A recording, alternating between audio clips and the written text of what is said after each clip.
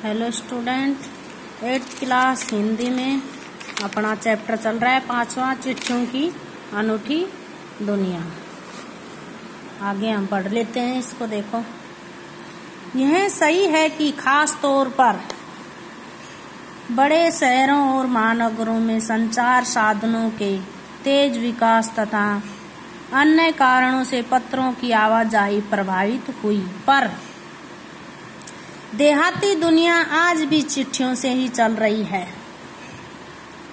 Fax, email, telephone तथा mobile ने चिट्ठियों की तेजी को रोका है, पर व्यापारिक डाक की संख्या लगातार बढ़ रही है। जहां तक पत्रों का सवाल है, अगर आप बारीकी से उसकी तह में जाए तो आपको ऐसा कोई नहीं मिलेगा जिसने कभी किसी को पत्र न लिखा या न लिखाया हो, या पत्रों का बेसब्री से जिसने इंतजार न किया हो।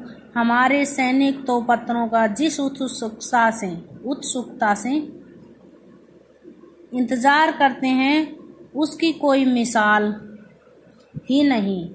एक दौर था जब लोग पत्रों का महीनों इंतजार करते थे, पर अब वह बात नहीं। परिवहन साधनों के विकास ने दूरी बहुत घटा दी है।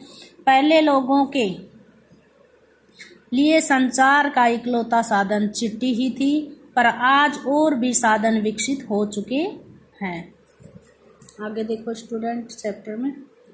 आज देश में ऐसे लोगों की कमी नहीं है जो अपने पुरखों की चिट्ठियों को सहेज और संजोकर विरासत के रूप में रखे हुए हों, या फिर बड़े बड़े लेखक, पत्रकारों, उद्यमी, कवि, प्रशासक, सन्यासी या किसान, इनकी पत्र रचनाएं अपने आप में अनुसंधान का विषय है। अगर आज जैसे संचार साधन होते तो पंडित नेहरू अपनी पुत्री इंदिरा गांधी को फोन करते, पर तब पिता के पत्र पुत्री के नाम नहीं लिखे जाते, जो देश के करोड़ों लोगों को प्रेरणा देते हैं। पत्रों को तो आप सहेज कर रख लेते हैं, पर एसएमएस संदेशों को आप जल्दी ही भूल जाते हैं। कितने संदेशों को आप सहेज कर रख सकते हैं? आगे देखो स्टूडेंट।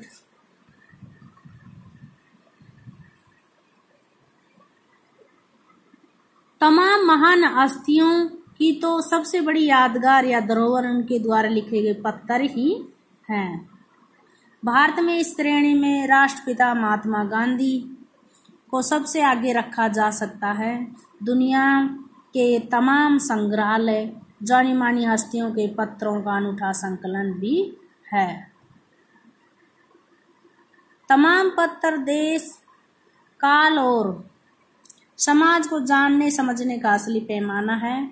भारत में आज़ादी के पहले महासंग्राम के दिनों में जो कुछ अंग्रेज अफसरों ने अपने परिवारजनों को पत्र में लिखे, वे आगे चलकर बहुत महत्व की पुस्तक तक बन गई। इन पत्रों ने साबित किया कि यह संग्राम कितना जमीनी मजबूती लिए हुए था। महासंग्राम यानी कि युद्ध, संग्राम, युद्ध, महासंग्राम, बड़ा युद्ध लिए था। और है स्टूडेंट, थोड़ा सा और पढ़ लेते हैं इस चैप्टर में हम। यहाँ महात्मा गांधी के पास दुनिया भर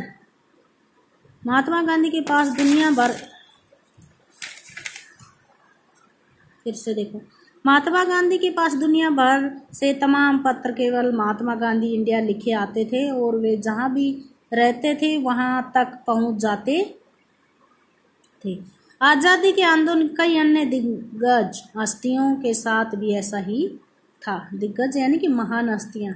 गांधी जी के पास देश दुनिया से बड़ी संख्या में पत्र पहुंचते थे, पर पत्रों का जवाब देने के मामले में उनका कोई जोड़ नहीं था। कहा जाता है कि जैसे ही उन्हें पत्र मिलता था उसी समय उनका जवाब भी लिख देते थे।